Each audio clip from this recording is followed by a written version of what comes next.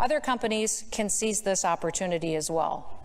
I want South Dakota businesses to continue to start apprenticeship programs. If you are interested in launching one at your business, please reach out to our Department of Health and Labor. Reach out to us and stay tuned for more news later this year about expanding these apprenticeship programs throughout the entire state.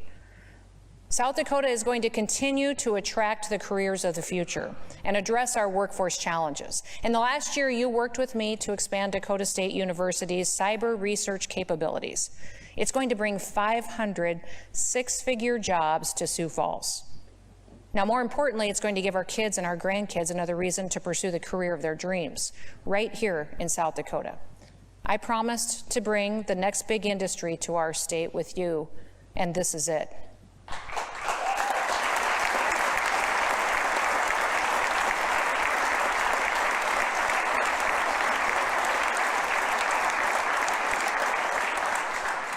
In the last year, we also broke ground on the largest economic development project in our state's history. GEVO's Net Zero 1 site in Lake Preston is the first ever billion-dollar investment in South Dakota.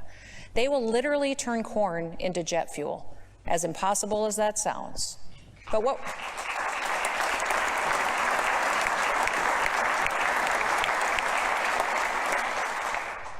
we're doing in South Dakota is reverberating across this country and around the world. We would be growing even more if there wasn't federal mandates preventing companies from coming here.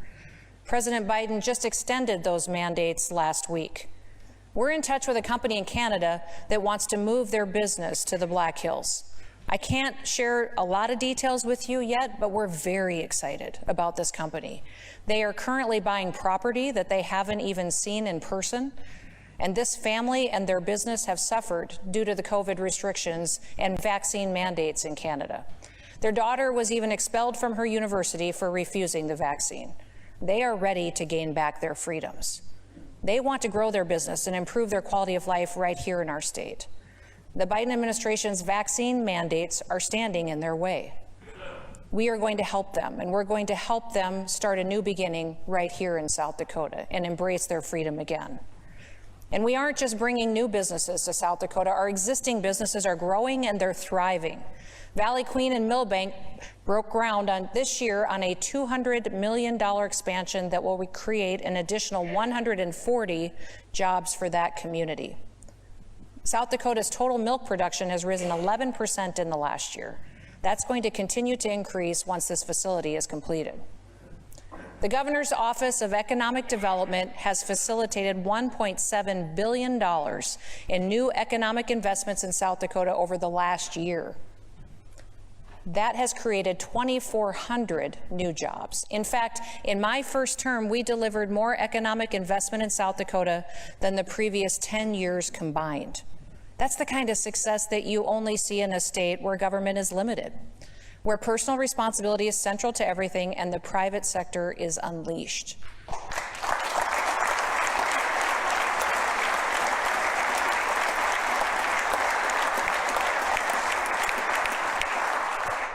Now remember, we were the only state to reject the additional elevated unemployment benefits that were offered by the federal government.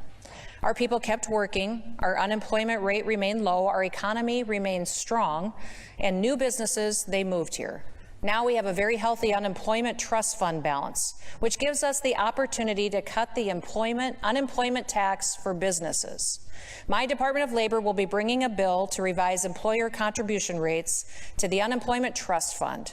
This will bring an estimated $18 million savings to South Dakota businesses over the next couple of years.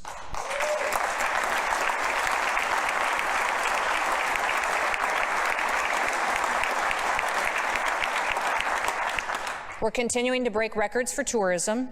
It's no secret that folks have been visiting South Dakota by the millions, and that many of them first heard about us during the pandemic. In 2020, we broke the record for the most visitors to South Dakota state parks. In 2021, we shattered that record and broke the record for visitor spending as well. Now, we don't have the final data yet, but it looks like South Dakota set another record for visitor spending in 2022. Our airport arrivals increased by about 10% over last year, and even with nationwide inflation and increases in gas prices, visitors continued to choose South Dakota. Our economy is reaping the benefits, and in fact, tourism revenue, it decreases the tax burden by $1,000 per South Dakota family. The tourism industry also supports 57,000 jobs in our state. This year, the Department of Tourism will launch a dedicated Native American tourism marketing campaign. Beginning in 2023, bus tours will begin bringing domestic and international visitors to Pine Ridge, to Rosebud, Standing Rock, and Milks Camp. We will continue to emphasize telling tribal stories. They are a key part of our state's rich history and heritage. I'm excited to share that with the world. People who visit South Dakota, they also come here to hunt and to fish. Access to hunting opportunities has never been greater. Since I took office, more than 50,000 private acres have become available for public hunting above and beyond when I was in office. 15,000 new habitat acres have been added to promote strong wildlife numbers. Momentum continues to build, and our most recent pheasant harvest shows more total birds and birds per hunter than the 5-year average. And in 2022, we set a record for the most non-resident fishing licenses sold. Every year, more and more South Dakota youth are participating in our Nest Predator Bounty program. Youth participants jumped up to 32% of the total program participants this year. These kids are discovering a passion for being outdoors and enjoying spending time with family and friends. When tourists, when hunters and fishermen come to South Dakota, they're not just pursuing big game wildlife or the catch of a lifetime. They are literally pursuing happiness, a break from their day-to-day lives, moments with their families and the excitement of new adventures in the great outdoors. They are choosing South Dakota, and visiting us creates memories that will last a lifetime.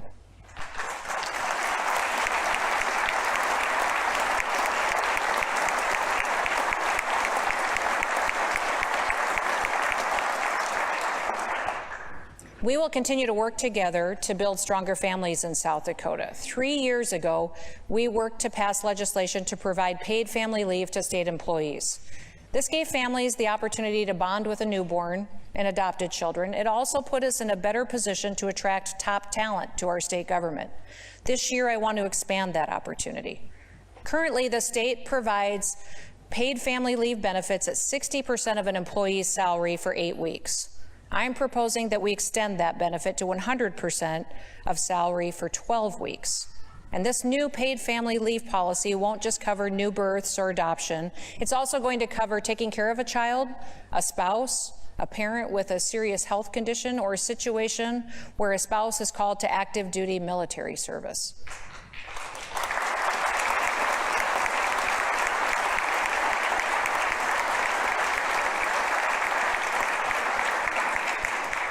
This will be a tremendous opportunity to provide a benefit for our state employees. But it's not going to stop there. Private sector companies will also have the opportunity to be a part of the state's risk pool as well. This will make it much cheaper for companies here to offer benefits to their employees. And the more people that buy in, the lower the costs will be for everyone. My budget provides $20 million in grants to incentivize the private sector companies to participate for the first few years.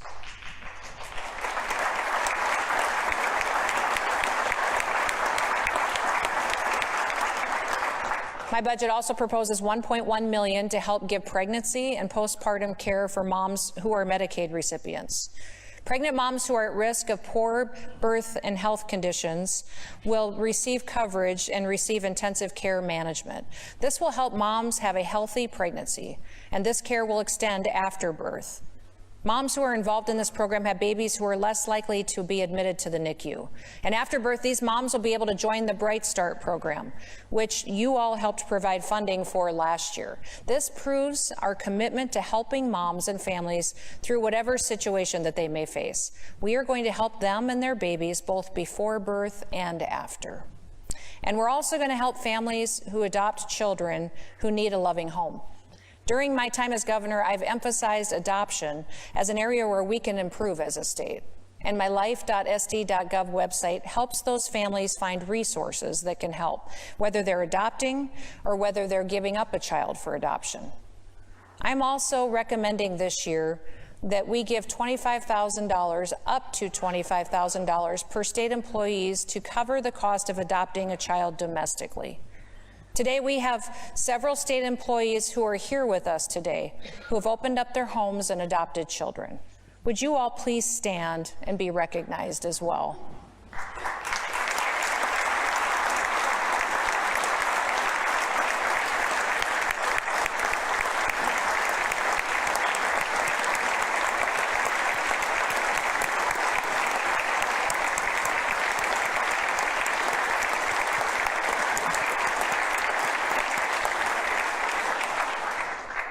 We all should be able to agree that children deserve to have a permanent, loving home. And I want to thank all of you for opening up your homes to these children and for loving them and making them a part of your family. This is something that's incredibly important, and I hope we all can do together. Now, another way that we can help kids grow up in a loving home is foster care. 2 years ago, I launched the Stronger Families Together initiative. Before this initiative, we were recruiting fewer than 200 families every single year. Now we're recruiting over 300 foster families per year to help. We met our target in year 1, and our recruitment contacts are up for year 2. But our foster children still face educational challenges as a result of their circumstances. Today I'm announcing the Stronger Families Scholarship Proposal, which I am hoping to work with all of you to provide new education opportunities for these children. Any child in the foster care system will have the opportunity to receive up to $4,000 in a scholarship to help them achieve their full potential, from kindergarten through 12th grade. This money can be used to pay for tuition at a private school, pay for tutoring or teaching services, purchase curriculum, pay for standardized tests or AP exams, and more help. There's always more that we can do, and today there are more than 100 businesses across the state that provide targeted discounts to help foster families and those children. I love that. I love that they're helping these families save dollars so they can open more children, their homes up to more children. I'd like to challenge more businesses in the state to do that as well. I know that one of the biggest challenges that families in South Dakota face today is also access to child care. Families might have to go on a wait list for many months, maybe before the child is even born, in order to find child care that is adequate to serve their family's needs. One parent may even have to quit their job and stop working for a time being. In the coming days, we will be completing our overhaul of our child care rules and regulations. We've been working closely with child care providers to rewrite those rules in a way that makes sense, while prioritizing and keeping our kids safe. We're also going to be releasing nearly $40 million in federal grants for child care providers. We had several meetings with providers so that those grants would target exactly what they needed, from new technology to startup funds to quality initiatives. We also heard, though, about these child care providers and the challenges they face with workforce. We're going to help tackle this by making it more attractive to work in the child care field. Currently, child care providers struggle to give benefits to their employees. So we will be partnering with the South Dakota Farm Bureau to fix that. Today we have with us some of the leadership team from Farm Bureau who's helping us make these health benefits possible. Would you all please stand and be recognized as well for opening up this opportunity for so many families? Thank you.